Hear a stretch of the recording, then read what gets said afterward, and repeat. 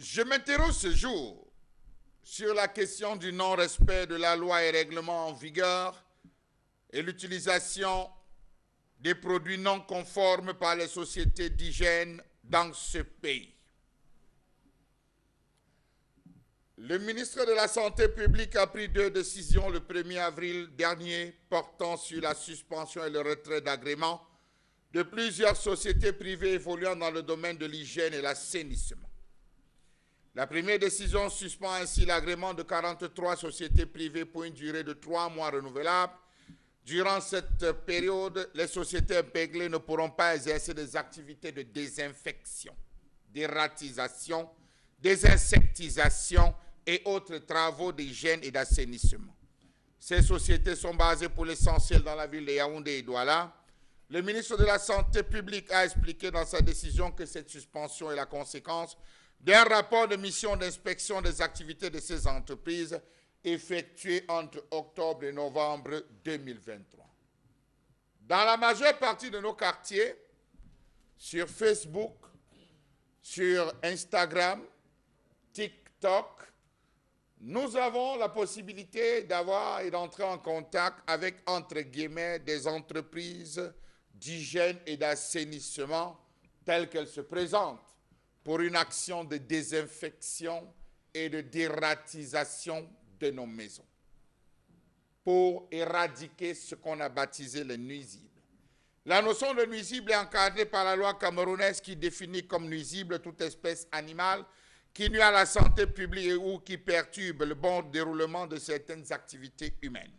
On peut citer à titre d'exemple, les rats, les souris, les puces, les punaises de lit, les blattes, les chenilles processionnaires, les ragondins et tout. Comment comprendre donc le non-respect de cet arrêté ministériel qui impose la consignation d'un certain nombre d'éléments, notamment dans les rapports d'intervention et le contrat liant le client et le prestataire? Vous avez des entreprises qui, loin d'être dans les normes, procèdent par des actes anormaux. Premièrement, lorsqu'ils viennent souscrire, ils ne remplissent pas ou ne vous demandent pas de remplir le formulaire dans lequel ils doivent préciser le nom et la nature des produits biocides utilisés. Première chose, messieurs, mesdames, sortez de la maison. On allume le fourneau, le fumigène, on asperge dans la maison, partout dans tous les coins. On ne vous dit pas s'il est hautement toxique, après combien d'heures il faut rester dans la maison ou sortir de la maison. Une fois fini parti, vous rentrez dans la maison, bonjour les catastrophes, parce que les produits utilisés sont des produits hautement et extrêmement et dangereusement toxiques. Ils doivent mentionner dans le formulaire le conseil écrit pour éviter les éventuelles intrusions ou réinfestations, notamment vérifier l'étanchéité, le nettoyage, la gestion des déchets. Ils doivent apporter un ensemble de travaux tels que prescrits dans ce rapport de mission. La liste des locaux couverts par le dit programme effectué chez vous de dératisation et de désinsectisation. Ils entrent chez vous pourquoi? Dératisation, désinsectisation. Ils doivent identifier les différents lieux au passage de ces différents nuisibles. La fréquence d'intervention, la localisation des pièges sur le plan, le rapport d'intervention daté et signé. Tel est ce que prévoit la loi camerounaise. Allez la parcourir, vous allez vous rendre compte, tout est consigné. N'entre pas chez n'importe qui, n'importe comment, pour ce type d'action. Il est important de souligner que la loi est la même pour les établissements publics. Nous avons des restaurants, dans le cas de Yaoundé, qui ont fait appel à des entreprises, souffrez encore, les entreprises pour l'assainissement et l'hygiène. Ils sont rentrés en utilisant des produits hautement toxiques qui ont présenté des dangers. Comment comprendre que certaines entreprises d'hygiène et d'assainissement utilisent des produits dangereusement toxiques ne respectant aucune norme? Comment ça entre au Cameroun?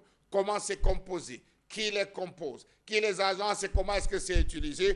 Point d'interrogation. Raticides, rodenticides ou encore rongicides. C'est des dangereux produits destinés à l'élimination des rongeurs considérés comme nuisibles, ceux qui sont neurotoxiques et cardiotoxiques.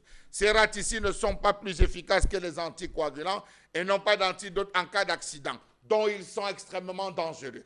Comment se retrouve-t-il donc à l'utiliser dans le contexte du Cameroun? Question. Comment comprendre que certaines entreprises utilisent certains raticides disponibles sous diverses formes, granules, pâtes, blocs, raticides dangereusement toxiques, qui mal utilisés constituent de réels dangers pour les êtres humains et les enfants en bas âge. Certains vont plus loin en les aspergeant dans leurs fermes. Allez voir la conséquence sur ces animaux consommés et ingurgités par l'homme. Question. Comment comprendre que certaines entreprises utilisent des produits qui n'ont aucune action sur ces nuisibles? Pourtant, la tâche nécessite un coût financier important. Comment comprendre l'utilisation de ces pulvérisateurs hautement toxiques qui empoisonnent la vie des habitants d'une maison? Locaux insalubres, matériel non conforme, manipulation non conforme, usage des journaux imprimés, véhicules non réglementés assurant le transport des aliments. Pourtant, la loi précise qu'elle punit de 6 mois d'emprisonnement et de 5 millions d'amendes de fait d'utiliser un produit biocide en méconnaissance des conditions prévues par l'autorisation de mise sur le marché. Question. Comment font-ils donc, monsieur le ministre de la Santé, ceux-là qui se baladent avec le mebalabidou, ceux-là qui se baladent dans les rues avec les raticides, tuer les rats dans les maisons? Pourquoi sanctionner les structures et laisser ces personnes se balader impunément?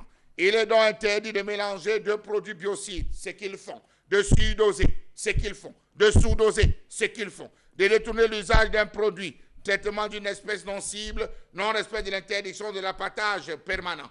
Vous avez le passage parfois de ces gars chez vous. Ils passent le matin à 19h. Vous avez le congrès de tous les rats du quartier chez vous.